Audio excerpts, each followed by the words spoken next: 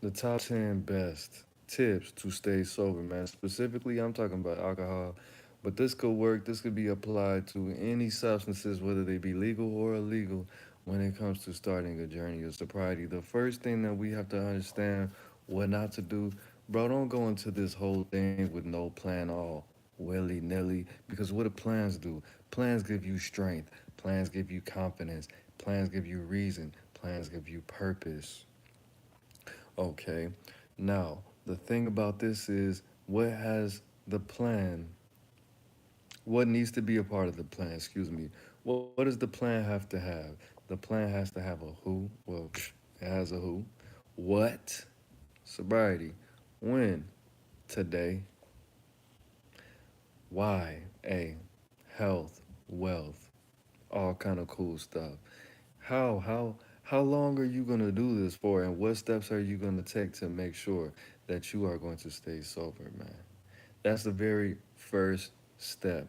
You gotta have you gotta have it tight, man. You gotta have it tight. And the cool thing about this video is a lot of these things can be a stepping stone and can be a great addition to your actual plan when it comes to staying sober. Now, the second thing that you do not want to do is you don't, of course, the cliche. You don't want to start any new relationships because when you're sober, bro, you may not think it, you may not see it, and if you're really self-aware, you probably don't even have to be that self-aware. You're going to be going through. You might have some mood swings. You might not always be yourself all the time, and if you've been indulging for quite some time, like myself, you might not even for real know who you are all the way. If you, me personally, I've been sober for like 5 months tomorrow, right?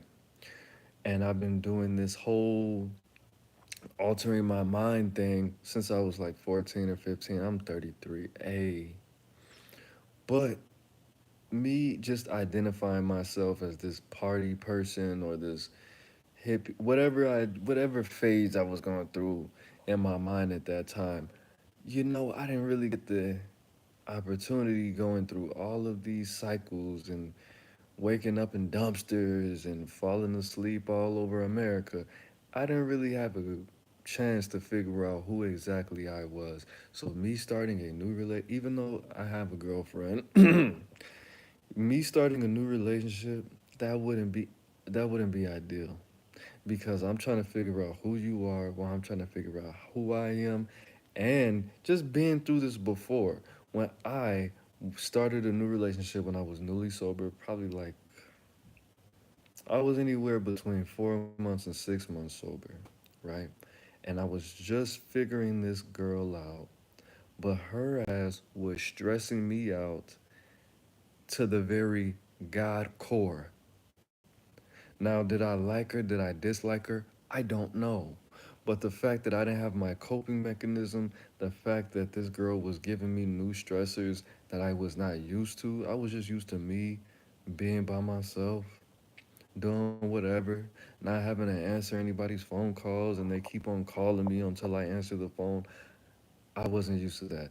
This person having a bad day, and I have to hear all of the president, or they have a really good day, and I get overwhelmed by that amount of energy. Of course, it drove me to drink again. So, new relationships, when you're just healing, when you're getting to reintroduce yourself to yourself, not a good idea. Now, the second thing, of course, this ties into again relationships. A lot of these are going to be relationships, behavior, things like that, a couple material things, but especially if you're a man. For the ladies, not so much. But if you're a man, bro, don't vent to your girlfriend, bro. And if you're a dude and you mess with other dudes, I don't know. I don't do that. So you might be able to take advantage of that person. But if you're a man and you have a wife or a girlfriend or a woman or all three, bro, don't tell her your problems all the time. Don't tell her how you just feel like drinking and you saw somebody open some vodka and you put the hand sanitizer on and you smelled your hand and licked it a little bit. Don't tell her that, bro. Don't tell her that you're depressed, you're stressed, you looked in the mirror, you feel like you're a mess. No females wants to hear that, bro. They might think it's okay. Oh my God, it's so you're vulnerable. This is so great. It's not so great. She's lying. She's a liar. Okay, don't vent to your girlfriend. If you want to go to AA, if you want to call the homies, if you want to go on Zoom meetings, do that. But don't tell your woman what you're going through. Okay, don't do that whether it be this is not even with the whole alcohol and substance thing. Don't do that at all. But especially not when you're going through these things with this alcohol or these substances, bro. That's just not a good idea. Okay, that's not what she typically is mostly using her emotions to navigate through life. She's feeling insecure about herself. She has all these negative emotions that she can't handle. That's why she has you, and you want her to have your negative emotions too. That's not fair. All right, so nextly, man, I would have to say this is very important. Do not work out immediately after you are just now getting sober too intensely. Now, if you want to walk up and down the stairs, if you want to walk around your building a couple times a day to clear your mind, whatever. But don't, if you are 125 pounds, bro, don't go to the gym and try to put up 300 pounds. That's not a good idea, bro, because that's adding stress to your mind that you are not used to. And if you get into a good little routine and you stop, you might feel so negative about yourself that you feel like drinking again. Plus, your brain is healing itself.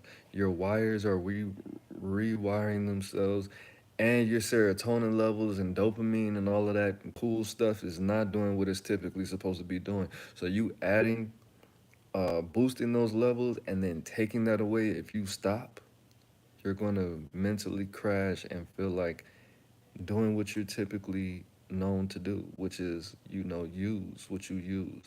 And that is, I don't want to go there to say that is something that will balance you out because that's what you know, that's what you do.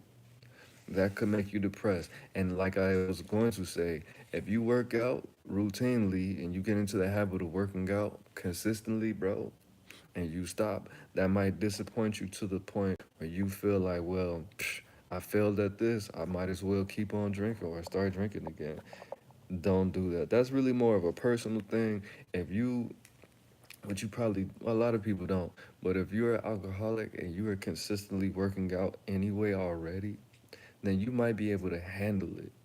Okay, if you're an athlete or a former athlete, you might be able to handle it. But if you're like daddy, I wasn't working out like that my whole life. So for me and people like me, especially if you have, I don't know the body types, but if you have a body type where you don't really see results like that, your genetics are just not rocking with you like that, that might be something that's discouraging too. So I give it, man, I didn't really start working out until like two, consistently, I got on it immediately. But then I stopped for about a month and a half. And then I stopped like a week ago. So that's not really too discouraging for me, but it is taking tolls on my willpower and things like that. So I'll say give it like a good 30 days, man. If you are overweight, like I said in previous videos, if you drink a lot and you're overweight, the weight is just gonna melt off. And if you're overly skinny and you start eating consistently healthy food, you're gonna gain weight. And if you have a certain body type like mine, you're just gonna get sexy real quick, bro. Your muscles are gonna be like, "Hey, what up, bro? What up?" You know what I mean? So you don't have to worry about that. Don't put too much stress on yourself. Now, nextly, bro, like I said, bro, when you stop drinking, bro, of course, what's gonna happen? You're gonna crave sweets, everything. I didn't even know. Like I was just so high in the sky. Sedity. I don't eat sweets. I don't eat cake, chocolate, ice cream. I don't eat none of that. That's nasty. You don't love yourself. And I'm over here drinking a 12 pack in 30 minutes. You feel me? So that was just my body was just telling me, bro, you cannot be eating Sour Patch Kids by the handful and you're drinking all this alcohol, bro. You're gonna have you're about to be out of here, bro. You're gonna have a heart attack or something like that. So when you start drinking, your body is going to crave sweets because, of course, alcohol is sugar, sugar, sugar. You gotta, you have to curve that by eating fruits. Even certain vegetables will even help. Carrots are low key sweet. Carrots will help you, but actual sweets, I mean not actual sweets, actual fruits, bananas, everyday fruit. But don't just fill your refrigerator up with ice cream and cake because that's a substance that could be highly addictive as well. And then boom, you got a whole new problem. Going to the dentist, your stomach is not agreeing with you, you're not digesting, you're not interacting with the world, and you might just develop some new addiction that's not too much better than actually being addicted to alcohol. But next, man, we have really this is all the information that you take in media, the music that you listen to, the books that you read, the anything that you watch on YouTube, TV. You don't necessarily have to. In the earlier stages, I would have to say yes. Avoid all the music that talks about people doing what they do, all the lean, lean, lean, smoking gas in it. Don't listen to any of that. Don't listen to all the futures and all the thug, bro. You gotta listen to something else. You just you just have to. I mean, that just is what it is, because even if you listen to, excuse me while I drink some water real quick, show myself some love.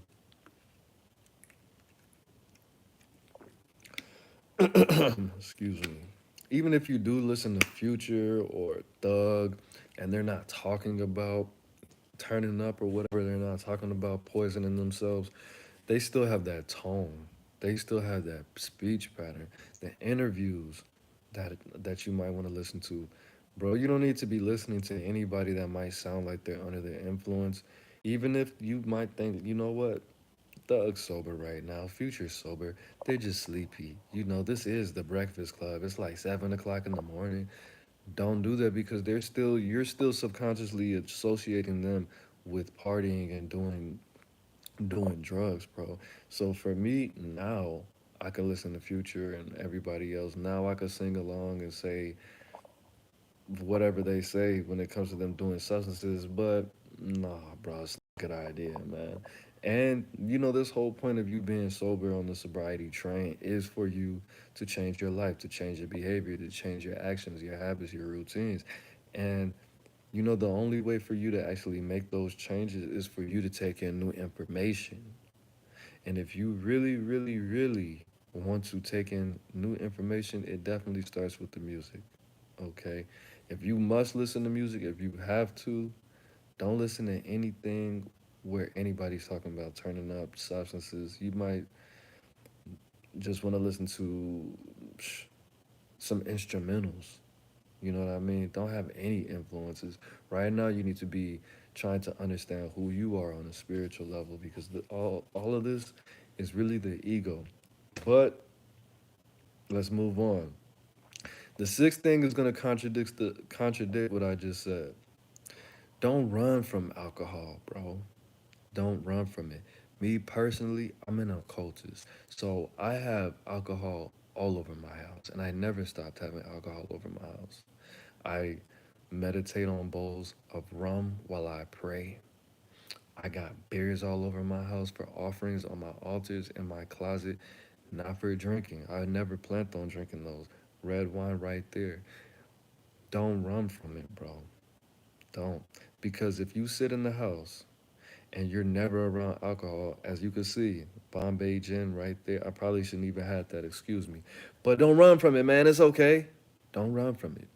So when you sit in the house constantly and you're never exposed to alcohol, even if you're trying to stop smoking cigarettes, if you never smell cigarettes, you never see alcohol, you never smell alcohol, the first time that you see it, how do you think you're gonna react, bro? Exactly. And you being in constant reach of alcohol is only going to build your willpower, bro. Me constantly knowing that, you know what, I would rather be drunk right now because this is lame. But if I do, then I'm going to go to prison. I'm going to harm somebody in a way that they will never be able to fix themselves, or they won't be themselves at all. They'll be in the sky. Me knowing that, but constantly seeing alcohol, it just only builds my willpower, bro. Full beers, Dos Equis, sake, Sutter's Home red wine, empty bottle of Bombay. What's that over there? Don Julio, tequila. It's there, bro, and it doesn't bother me. It's for spiritual purposes, and if I don't have it for my spiritual purposes, then I'm not gonna go where I wanna go after I can't go anywhere else. Okay, so nextly, bro, this is gonna be the hardest part, bro, to be honest. Don't expect quick changes. Actually, that might not be the hardest part. That's the hardest part for me, because I'm an Aries gang. Don't expect quick changes from people, from yourself, and from your environment. 9 times out of 10, you harm somebody. Don't expect them to just forgive you because you're living a healthier lifestyle and look, mom, I'm not drinking anymore. Like, bro, nobody really cares but you. Like, the people might care, but people still remember what you did. You threw up on their shoes at their wedding. You flipped grandma's casket over. You know what I'm saying? You stole their birthday money. Like, people don't forget stuff like that. They're happy that you stopped drinking, but that's a you thing. You still did this to me when I was around you and you were affected by that demon. Now, you also have to understand that people still may treat you like a J. J's for junkie. People still might treat you like you're an alcoholic or an addict because that's what they're used to doing. And I mean, the only thing you could do is show them that that's not what you are, who you are, and what it is anymore. If they keep on doing that, hey, that's them. They're petty, they're stupid, and you might not be able to be around that person because that's just who they are. And that might trigger you to trigger them. The next thing, of course, yourself is going to change. Like I said, you're going to either gain or lose weight. This is going to make you a healthier person. It's not going to happen overnight. Your willpower is not automatic. It's going to change if you have problems like, for example, looking people in the eye. Of course, that's going to change. Is it going to change overnight?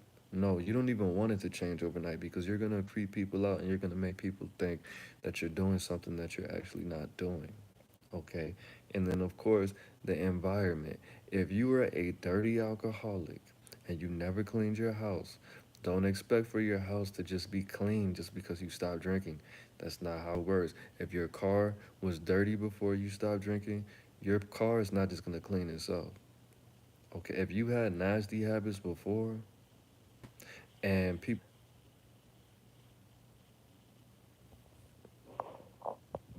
actively, I don't know what happened. I don't know what that was.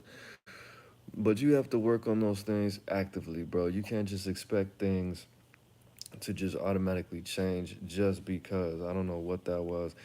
The next thing that you need to not do is don't isolate, bro. Don't sit in the house because that's only going to make you a strange person.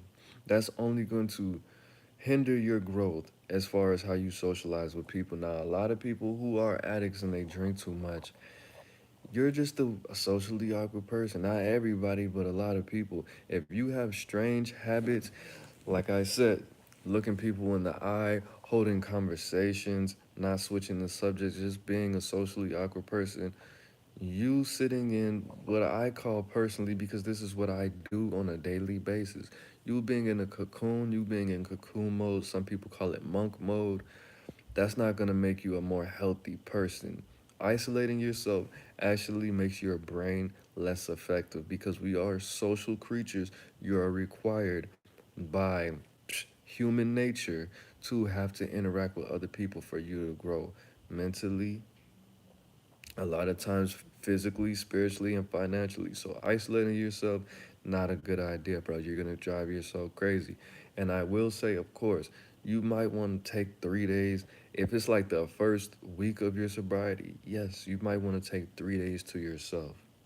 Get yourself back in order. Get your sleep patterns right. Get your eating right.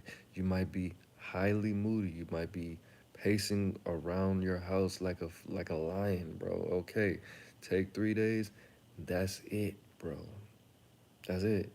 Okay, you are mostly water, and when water is stagnant, when water is in one place, it begins to rot. But what about a water bottle? You're not a water bottle, bro. That's not what I'm talking about. Okay, now nextly, don't forget why you are trying to stay sober. What I do all the time is not good. I forget why I'm doing this, and I am a pessimist. A lot of, I'm not like super duper overly pessimist, but I am a pessimist. When things don't go my way according to how I think, because I think that they should go a certain way because I am sober now, the mantra that I have that I say that I definitely should never say again after this video, that I said the first 2 months a lot, was I shouldn't even have stopped drinking. I might as well have just kept drinking. Why am I sober? What's the point of me being sober if everybody's gonna keep drinking me like I'm a drinker? I can't even save my money. I don't know why. What am I spending it on? I might as well just kept drinking. Like, don't say that at all, bro. Whatever you need to do.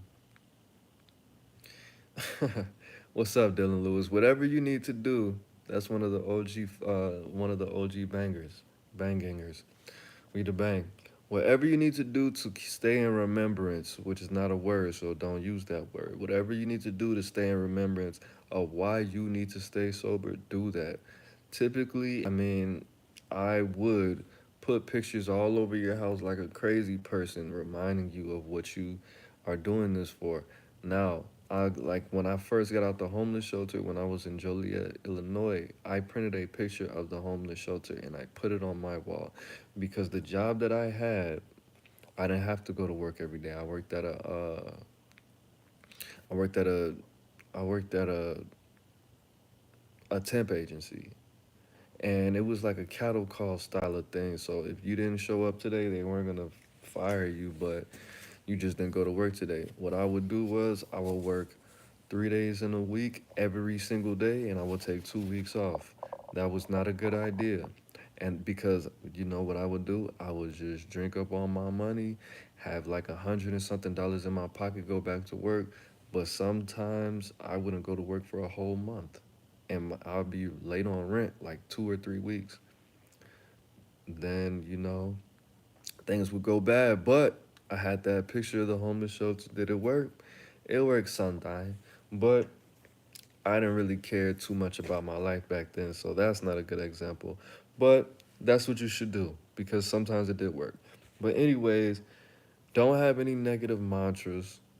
And if you do say something negative about your sobriety, which you definitely shouldn't, treat your sobriety like a baby because it is a baby. It's your baby. It's the best baby in the world. It's the best, cutest little baby in the world. All right. So, if you say anything negative about your sobriety, or you want to be like Aaron Moses, you say, "Man, I should have just kept drinking, bro, because now I'm stressed out. I don't have any way to take care of these emotions. I got all these feelings. Nobody likes me. Everybody's treating me like a junkie, bro." You gotta say, "I neutralize that. I love being sober, whatever." But yeah. So next, don't try to do it alone because that's just not smart.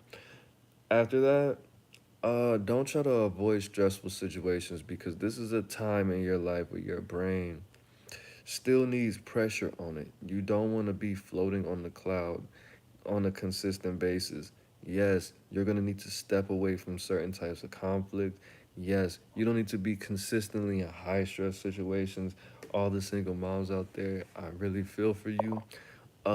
Everybody, the single dads too, man. Shout out to y'all. But if you have a high stressful job, I'm not saying that you need to quit your job or anything, but you definitely, of course, you need to have healthy coping mechanisms, which you already know that. That's number one, a part of the plan. Have something healthy to replace it with. Journaling, small, non intense workout, low intensity workouts, breathing exercises, whatever you need to do, get a stress ball. chew some gum, whatever you need to do, taking a walk. But don't avoid high stress situations because the longer you do, the more susceptible you are to actually drinking, bro. That's not good for any human being that wants to be successful at anything. Especially the parents out there. And so if you have kids, if you have small children, you probably don't even have an option but to be in a high stressful situation every day. But anyways, the last two, man, they're pretty important. Don't expect people to congratulate you and don't expect people to understand what you're going through. They might have been a stone cold alcoholic themselves, but like I said, people don't really care. Like as much as they say they care about you being sober, it's not them, bro. Like even if it's your own mother, bro, it's not her. If it's your father, it's not him, it's you. That's a you thing. They care about you being healthy. They care if you live or you don't. But they can't understand. Even if they went through the same thing, they're not you. They don't have your same brain chemistry. They don't have your same life experiences. They don't have your same past, present, or future. People can only care so much about you. Okay, your mom doesn't care about you more than you do. Your boss, your friends, they care, but they don't care how you want them to care. They could say congratulations, they could be happy, they might be congratulating you because now they think you finally saved up all your money. You could pay me back that little $20 that you borrowed from me 3 years ago. But at the end of the day, you shouldn't expect that, bro, because that's only gonna make you want to go harder. And how could you go harder than being sober? Like, of course, you can achieve more goals and things like that. But again, that's a part of the problem. Don't set your standards too high when it comes to you achieving goals and changing your world because that's not how it works, bro. You can't go super hard because that's what I did. Now, did it make me want to drink again?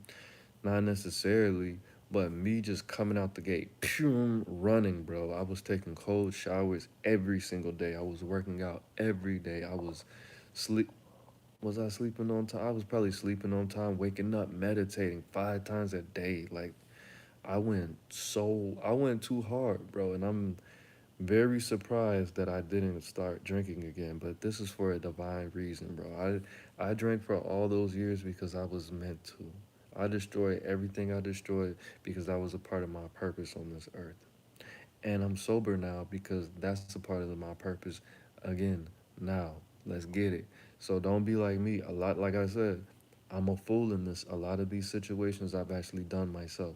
So don't do them. I don't advise them. And if it had to happen all over again, I would not do those things that I did because that was putting me in very vulnerable, weak situations. Like I said, these things that I have done, they've been given to me by the Most High. But these are divine situations that I put myself in, and God might not love you how He loves me, you know.